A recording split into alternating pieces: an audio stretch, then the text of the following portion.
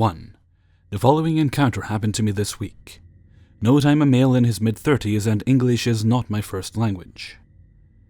I remember feeling sick in my stomach while tears ran down my cheeks into my beard. I was sitting in my car on the side of the highway around midnight, in between two major cities in Europe. Maybe less than an hour earlier, I fought bitterly with my girlfriend. We both got mad at each other. She got passive-aggressive and I began to yell at her. I couldn't stand to be with her that evening, so I got my keys, slammed the door, and I drove off to my apartment in another city, which is also my city of birth. I had to take a break during my drive home. The episode with my girlfriend woke emotions that were too great for me to ignore. So I stood there on the highway with my blinking light and no engine turned on. It was silent around me, except the occasional truck passing by and the constant clicking of the blinking light. My body was tight, and in my mind I ran through the escapade again and again. I hate when that happens. So I decided to continue driving. As the heavy flow of tears stopped, I turned the key, but I couldn't turn it all the way. I was making a face, surprised I couldn't turn the key all the way to start the engine. I retried. Nothing. The key was stuck again at the same position. I was stubborn and tried several times again and failed. Damn it! Thoughts of staying the night on the highway rushed to the forefront of my thoughts. Why? Because I foolishly forgot to grab my cell phone as I was storming out of the apartment, while still yelling at my girlfriend. Now I had no means to contact the emergency service of the roadside assistance. Now the clicking of the blinking light was like a constant blow with a sledgehammer to my head. I shut it off. I realized for the first time how dark it was around me. Trucks passed by me within the following minutes, but I did not want to step out of my car and wave one of the drivers over. I did not trust them. Don't ask me why. I always hate when people freeze in the midst of a situation that requires action, so I stepped out of my car. It was slightly raining. Obviously I knew where I was since I regularly drive on that highway back and forth, and I knew that 2 kilometers ahead was a highway exit. So I figured I'll walk on the side of the highway up to that exit. There's a gas station, and I hoped the place would be still open, even shortly after midnight.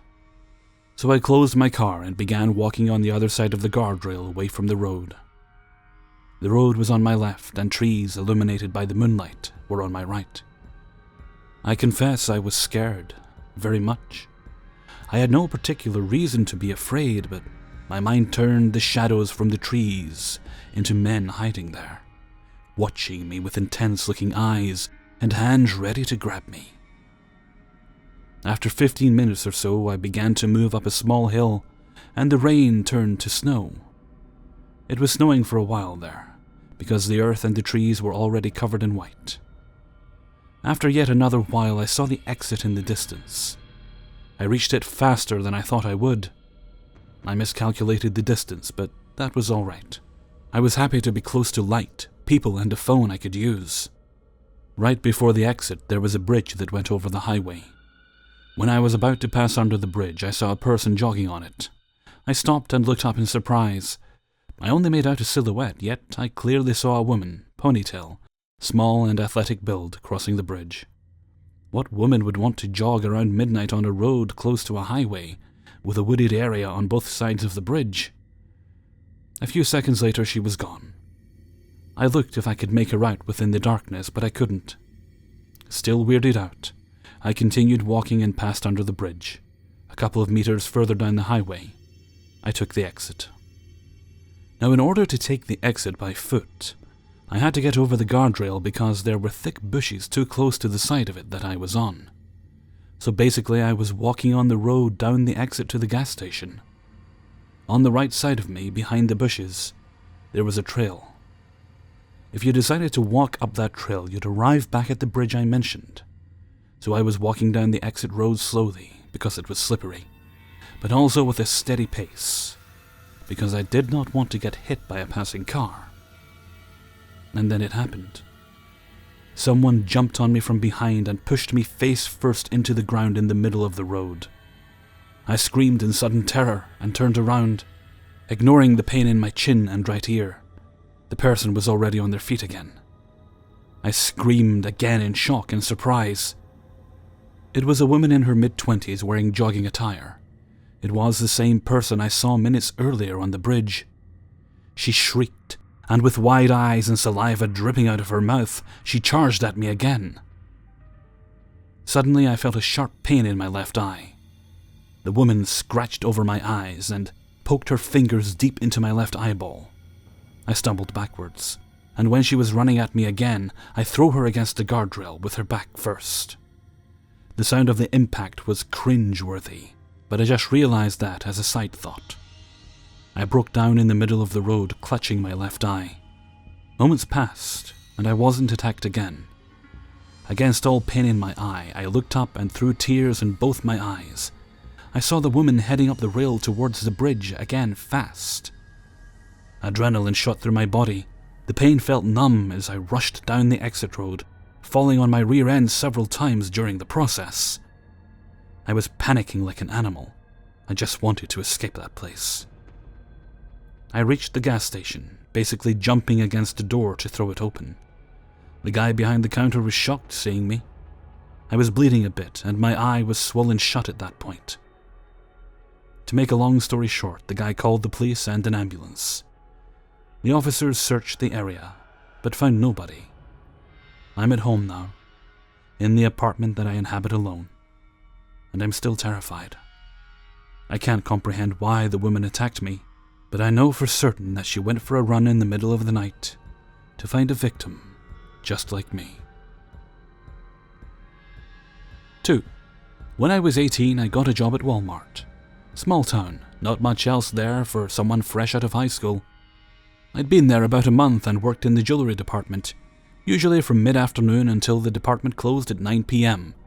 And I would close the department by myself, but obviously Walmart is open 24 hours, so other people were always around. One night, I'm locking the cases up and putting things away, and an overnight stalker walks by and says hi. I look up, smile and say hi back, then go about my business. This guy. The only way I can describe him is to say he looks like one of the Bee Gees. Shoulder-length frizzy hair, kind of a bouncy hop to his step when he walked, mid-50s. This started to become a regular thing. On nights I closed by myself, he'd walk by and say hi, and I would say hi back. That's it. No conversations ever took place. Then on my birthday, a few of my friends who worked there got me a cake, and I hugged them and said thank you, etc.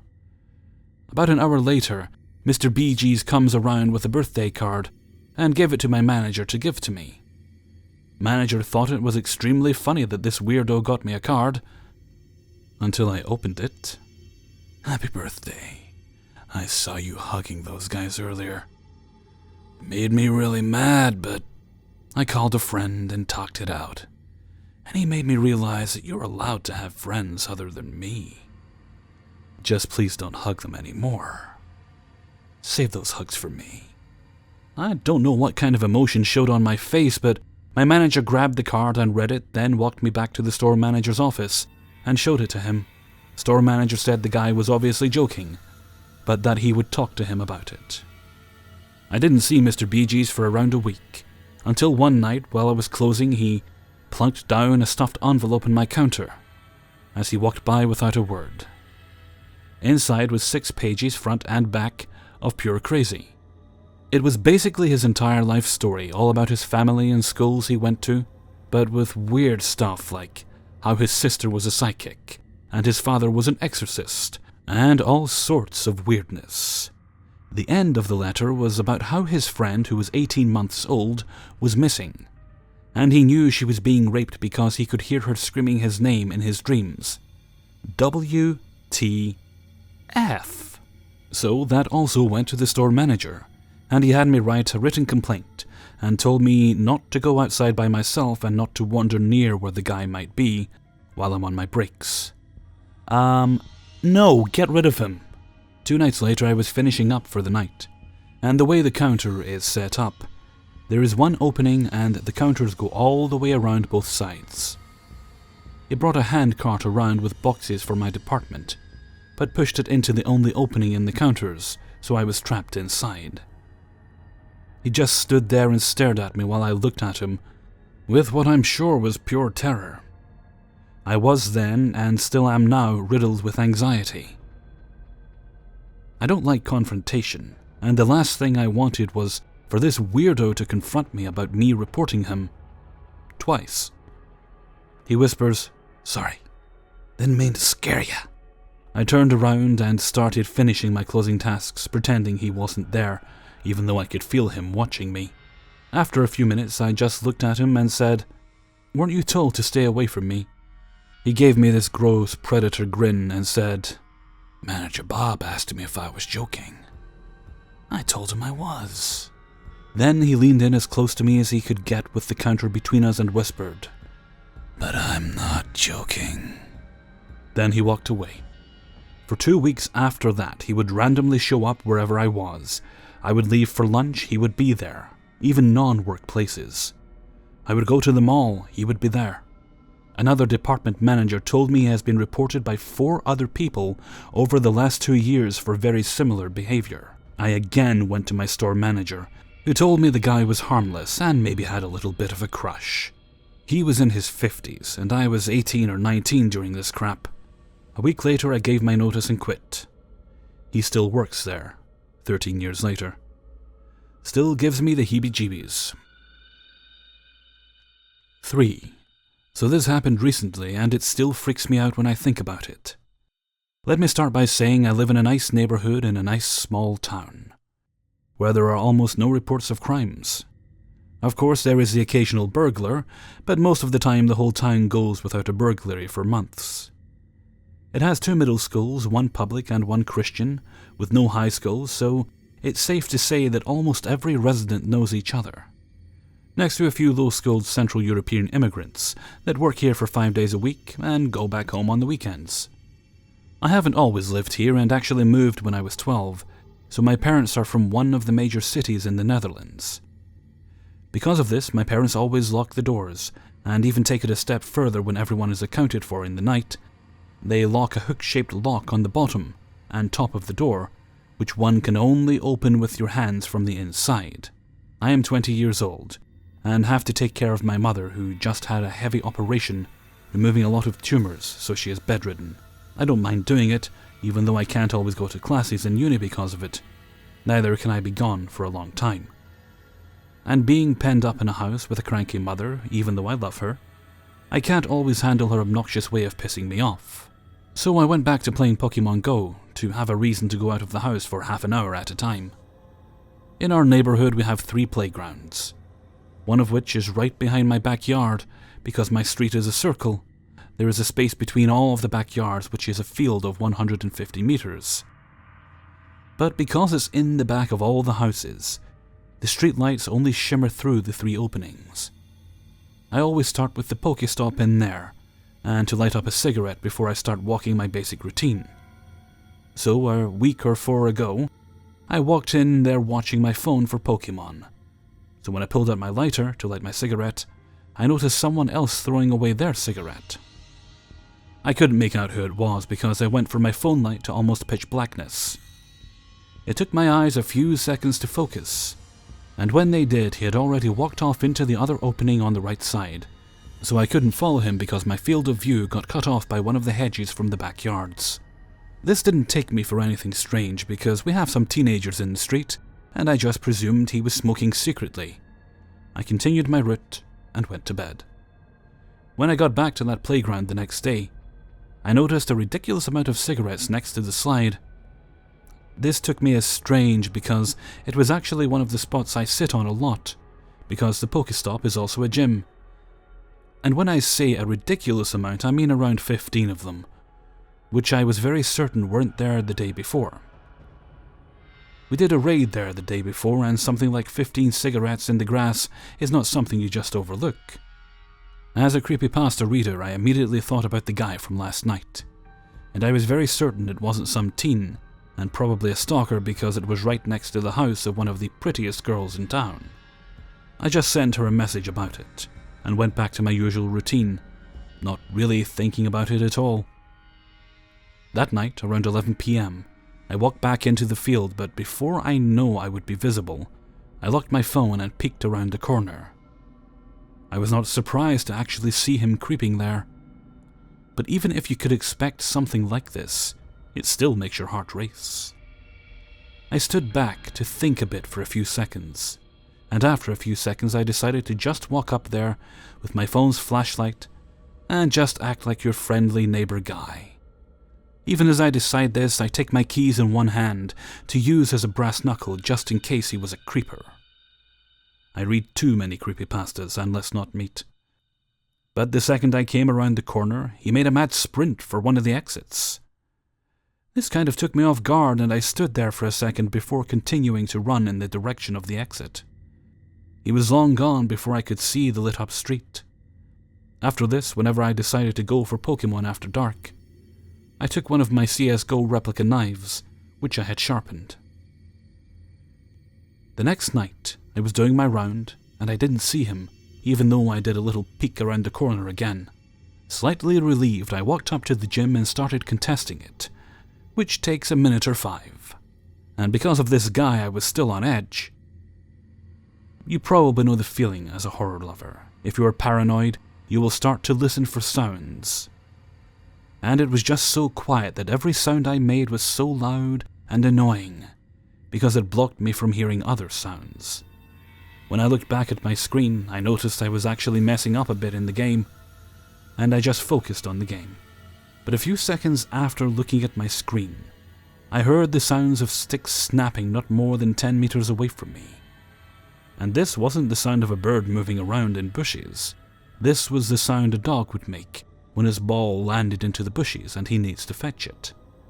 As you can guess, I didn't even try to finish the game. I just booked it towards my house.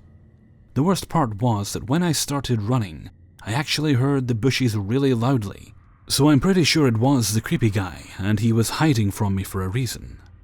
This guy wasn't a normal stalker. Even though I had a knife on me, my fight-or-flight instincts kicked in before I even thought about that.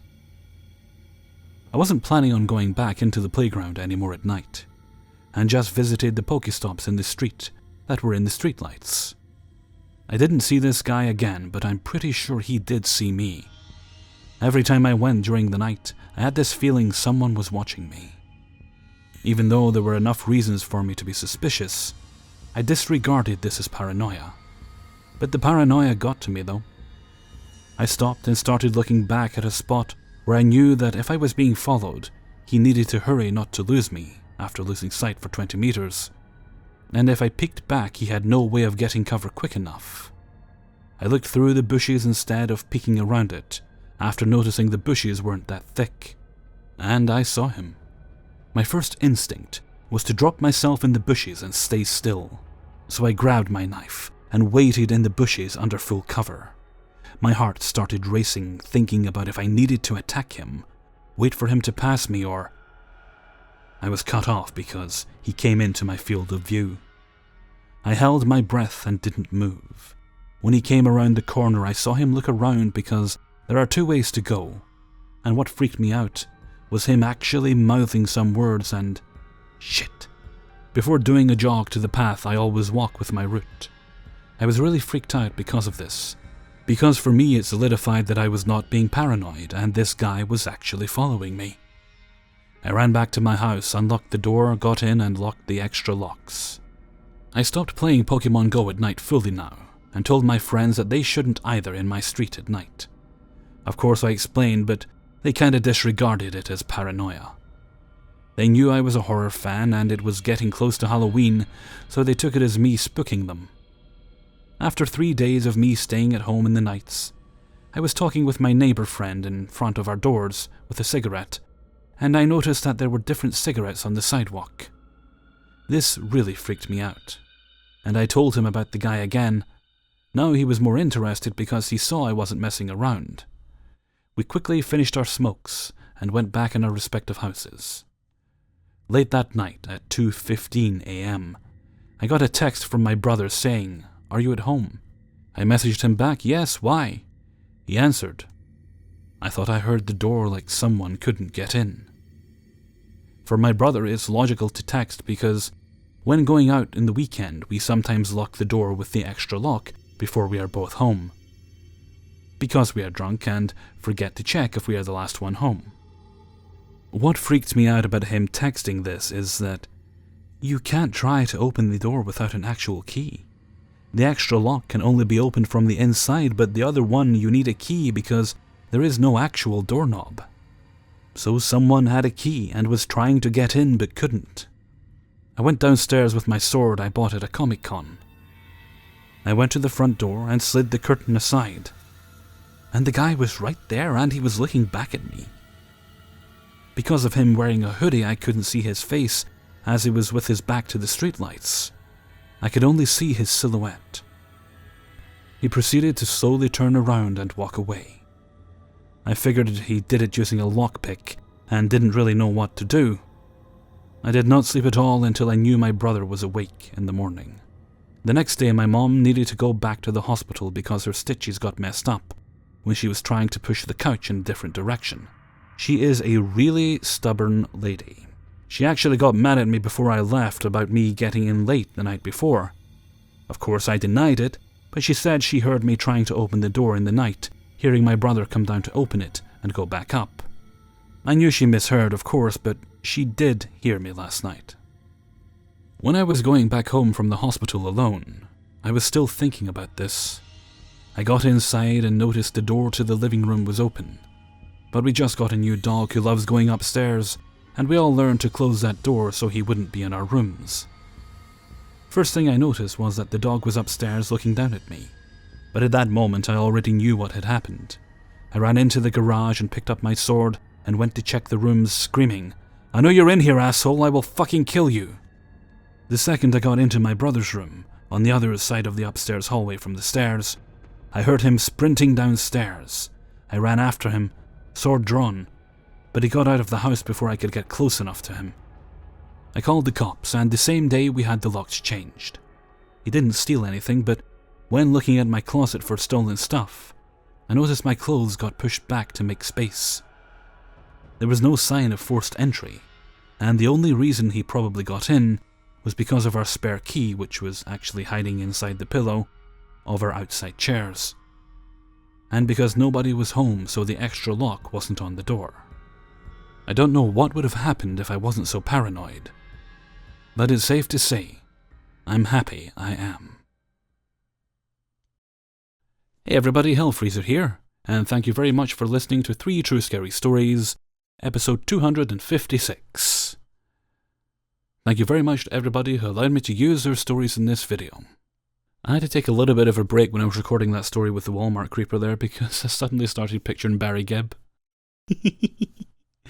Which is it's an awful thing to have to happen to the young lassie, but you know, just Barry Gibb there with the long hair, the 70s shirt, the hairy chest and the medallion. Anyway, he probably wasn't that stylish, and he also certainly seemed to take his job title of stalker a little bit too seriously. Okay, I'm heading off for now. So until next time, thank you very much for listening, and take very good care of yourselves.